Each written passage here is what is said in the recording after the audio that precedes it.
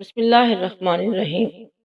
اشفاق احمد صاحب پاکستان کے پولیس کے محکمے اور ایک ملزم کا دلخراش سچا واقعہ بیان کرتے ہیں۔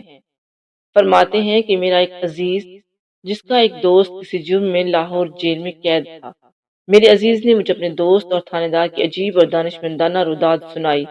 اشفاق احمد صاحب یہ قصہ اپنے عزیز کی زبانی سناتے ہیں کہ میں اپنے اس دوست سے ملنے جیل گیا تھا۔ وہاں ڈیوٹی پر موجود سپرنٹینڈنٹ میرا شناسا تھا۔ چونکہ میں اے سی میکینک ہوں، اس لیے مجھے لاہور کے تقریباً بڑے گھروں میں جانا پڑتا ہے۔ اس وجہ سے سپرنٹینڈنٹ صاحب بھی میرے واقف کار تھے۔ انہوں نے مجھے بڑی عزت سے بٹھایا اور جیل آمد کی وجہ پوچھی تو میں نے اپنا مدعا بیان کیا۔ سپرنٹینڈنٹ صاحب نے بڑی شفقت کے ساتھ صرف ملاقات کی اجازت ہی نہیں بلکہ ایک کانسٹیبل کو بلا کر کہا کہ ان کو ان کے دوست سے ملوا دو۔ اب میں خراما خراما سیدھا دوست کے بیرک میں پہنچا۔ ملاقات ہوئی، باتوں کا سلسلہ چل پڑا تو دوست نے کہا کہ یہاں میرے ساتھ ایک پٹھان بیچارہ بے گناہ قید ہے۔ یہ پٹھان انتہائی ایماندار اور نیک انسان ہے، حتیٰ کہ یہ جیل میں رہ کر بھی 5 وقت کی نماز پڑھتا ہے، قرآن پاک کی تلاوت کرتا ہے، کسی کے خلاف زبان استعمال نہیں کرتا، اس کا اخلاق بہت ہی زیادہ اچھا ہے، حتیٰ کہ اس سے پولیس والے بھی بہت متاثر ہیں، سوائے ایک تھانے دار کے۔ آپ بھی ان سے ملے۔ پھر میرے دوست نے پٹھان قیدی کو آواز دی، وہ فوراً آ گیا اور بڑی محبت سے ملا۔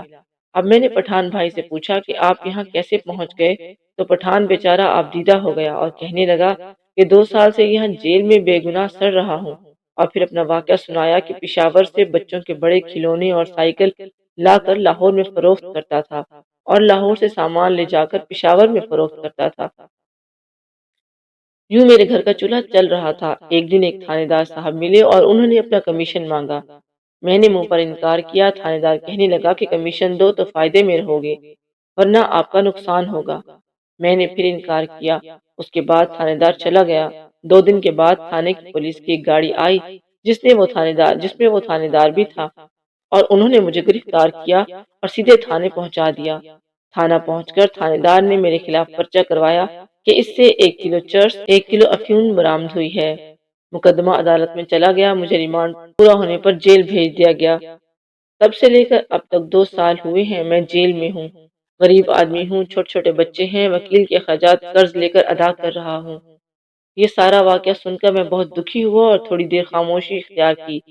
پھر اچانک میرے ذہن میں ایک تدبیر آئی۔ میں نے فوراً پٹھان کو کہا کہ بھائی میں آپ کو ایک تدبیر بتاتا ہوں، اگر دل مان لے تو کر لینا، ہو سکتا ہے کہ اللہ پاک آپ کو رہائی نصیب فرما دے۔ پٹھان نے کہا کہ آپ بتائیں، اگر میرے بس میں ہوا تو میں ضرور عمل کروں گا۔ میں نے کہا کہ اس دفعہ جب آپ عدالت میں جائیں تو جج کو کہیں کہ اس تھانے دار نے عدالت کو دھوکہ دیا ہے۔ میرے پاس 1 من چرس تھی اور 1 من افیون۔ اس تھانے دار نے 1 کلو عدالت میں پیش کی ہے، لیکن باقی مال یہ خود بیچ چکا ہے، لہٰذا عدالت سے گزارش ہے کہ اس سے باقی مال بھی برآمد کیا جائے۔ میری یہ تدبیر سن کر وہ تھوڑی دیر سوچ میں پڑ گئے اور پھر تیار ہو گیا۔ اس کے بعد اگلی پیشی پر میں بھی عدالت میں حاضر ہوا۔ پٹھان نے بالکل ایسا ہی کہا جس طرح میں نے اس کو سمجھا دیا تھا۔ اب تھانے دار صاحب بھی عدالت میں موجود تھا۔ اس کے چہرے کا رنگ اڑ گیا اور وہ زور زور سے بولنے لگا، جناب یہ جھوٹ بولتا ہے، اتنا ہی مال برآمد ہوا جتنا میں نے عدالت میں پیش کیا ہے۔ اب پٹھان صاحب کے وکیل نے فوراً اعتراض کیا اور کہا کہ تحقیق کرنا عدالت کا کام ہے، لہٰذا میں گزارش کروں گا کہ میرے موکل کے الزام کی تصدیق کے لیے تھانے دار کو بھی شامل تفتیش کیا جائے۔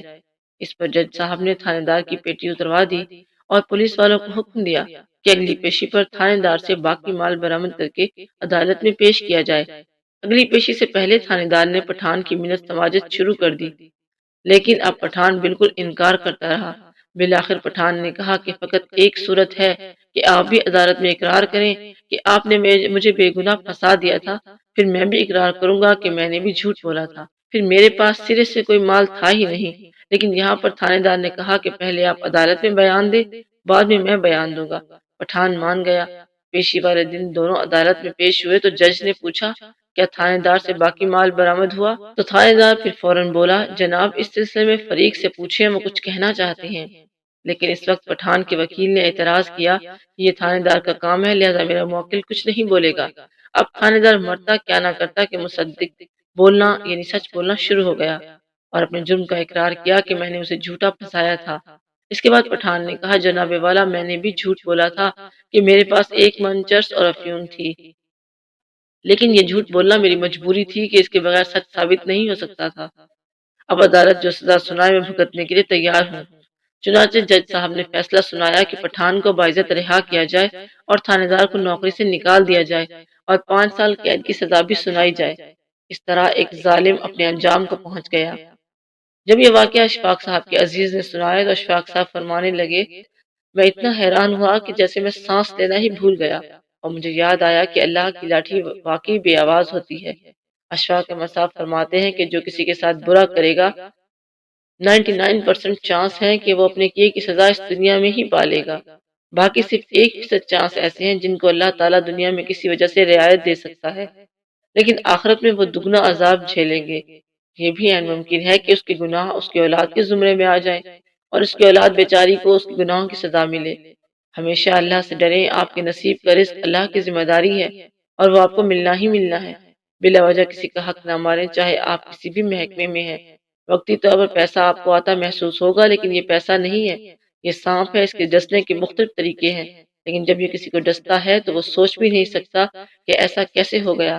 اللہ سے دعا ہے کہ وہ ہمیں رزق حلال کمانے اور کھانے کی توفیق عطا فرمائے اور کسی کے حق مارنے سے بچائے۔